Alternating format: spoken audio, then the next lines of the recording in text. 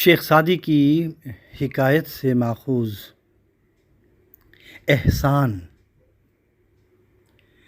کسی شہر میں ایک تھا نوجواں، بہت رحم دل اور بہت مہرباں۔ کہیں شیخ سعدی نے دیکھا اسے بیاباں میں بکری چراتے ہوئے۔